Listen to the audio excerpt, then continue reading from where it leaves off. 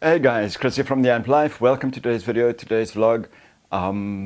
As we move towards the back end of 2019, moving towards 2020, I was thinking, what is that I can talk about today that I could share with you guys that could hopefully add value to our interaction that we have on YouTube? What is a good message that I can deliver, that I can draw from my experience and as well as from my mistakes, as well as interaction that I have on the channel, and in the work that I do as a counselor, that I can share with you guys that could be of real value to you as amputees. I had to look back to 2004 when I had the amputation done, and it was done in October, and I was thinking towards, I think it was the 23rd of October, I had the amputation done, and by December, that was 2 months later, a lot had happened.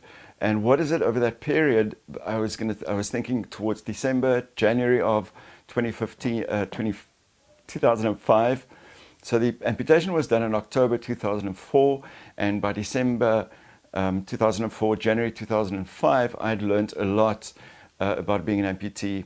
And I really thought back in that time, I thought, what is that I can share with you guys? Things that I did do, that I'm glad that I did, and things that I didn't do, that I hope if I share it with you guys, it could be of value. So this is for those of you guys that are watching, that are thinking of having an amputation done, for those that are watching that are in early period time of being an amputee, but also for those of us that have been around for a while. I think there's some content here worth considering. First up, thank you to my subscribers. As I mentioned in the previous video, we have achieved our goal that I set this year of achieving 1,000 subs. It is so cool. I'm really grateful for that. For those of you that haven't subscribed, please consider doing so. And if you enjoy the content of this video and you find it of value, please give it the old thumbs up. All right, so let me start with the three things that I would have done differently. The first is I would have been more selective, more careful about choosing a prosthetist. So I went for an operation. I was completely not at the mercy, but I relied so heavily on the professionals' suggestions. It's a frightening world that I entered as suddenly being disabled as an amputee, and I kind of just took whatever advice I could get without thinking about it beyond the first person that gave me the advice. And I'm not suggesting it was all bad, but there were certain things that I wish I'd done differently. Of those, the first is that I wish I'd chosen my prosthetist a little more carefully. The guy, I think, did the best that I could, but I think there were certain mistakes that I made in contact with the prosthetist that I think I should have done differently. And the biggest thing I wish I'd done differently was to challenge the prosthetist on a number of issues, on the comfort, on the gear that I was going to wear. I didn't know too much at that point, but I think it's the prosthetist's duty to inform us, to make us as knowledgeable as possible about these things. But I wish I hadn't followed advice blindly and been more challenging about the information I was getting. I turned my prosthetist, I kind of idealized the guy, and that was never a good thing to do. It's not a good thing to do with anyone, but never a good thing to do in that relationship. I know I have a prosthetist with whom I have a wonderful relationship, and I think for the first time in, can you believe it, but in like in 15 years, I feel truly comfortable with the gear that I use. The second thing I wish I'd done differently was to connect earlier with other amputees. It's a strange thing, but I didn't see myself as being disabled. I still struggle with that concept, but the truth is I have a limitation. I have a disability. I have one leg. And I had to connect with that reality. And if I'd connected with other amputees earlier, I think I would have learned a lot more, a lot sooner, and avoided making a lot of mistakes, and also learned to identify with those of us that have worked through all the emotional difficulties, physical difficulties, and the other encounters that we have as amputees. And the third thing I wish I'd incorporated earlier was a Stump care program, was to implement some sort of a ritual in the morning when I wake up, in the evening when I go to bed, that ensures proper Stump care. The biggest problems I've encountered in this period of being an amputee is repeated infections. It slowed me down terribly, and it really has at times caused tremendous discomfort for myself and the people around me that I care for. So moving on to the three things that I did do that I think really helped me a lot. The first is right up front, I wanted to get mobile as quickly as possible. So I had the amputation done in October of 2004. 2004, and by December, that's 2.5 months later, I was up and going, wearing a prosthetic leg.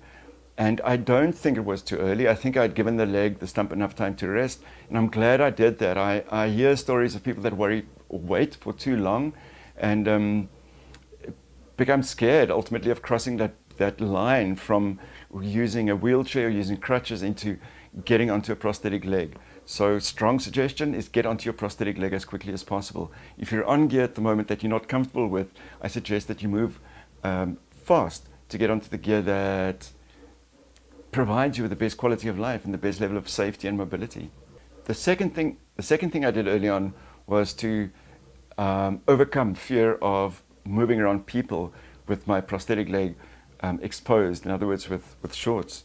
I remember it was about the first week or so I was wearing my prosthetic leg. There was a function at the job then that I had, and there must have been about 60 people, and we did an outing in a boat in Cape Town out into the overlooking Table Mountain. It was a wonderful day, but and I put on shorts and I went out there, and I'll tell you the first 10-15 minutes was terribly uncomfortable, but I overcame that, and pretty soon I was okay. I wasn't really thinking of the leg that much anymore. I would see a glance every once in a while, and it might have thrown me a little bit, but I'm really happy that I took that risk within the first 3 months to get out there in public with shorts showing my prosthetic leg. And the third thing that I did fairly early on was to find new hobbies whereby my disability wouldn't be an obstacle.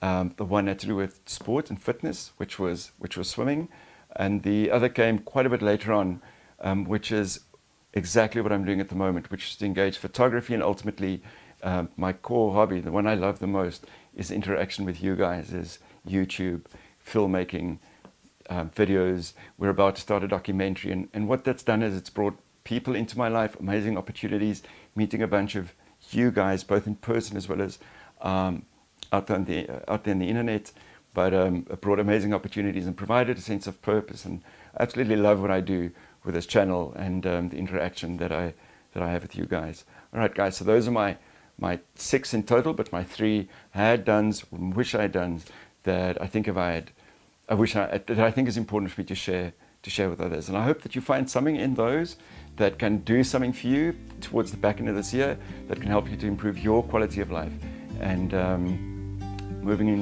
into 2020, give you something new that you can do that can make a difference in your life. Okay, guys, I plan to make at least 1 or 2 more videos towards the end of this year. I'm off to the sea and see if I can make some sort of a video out there, either rowing or surfing or swimming or something along those lines, put it on YouTube and share that with you guys. But either way, I'd like to say is 2019 has been an incredible year as an amputee for me, and sharing it with you guys. I've had a fantastic time. For that, I just want to say thank you, and yeah, please keep coming back to the channel, please keep dropping your comments, and be a part of this community. Alright guys, thank you, and I'll catch you guys in the next one. Ciao. Be free with me.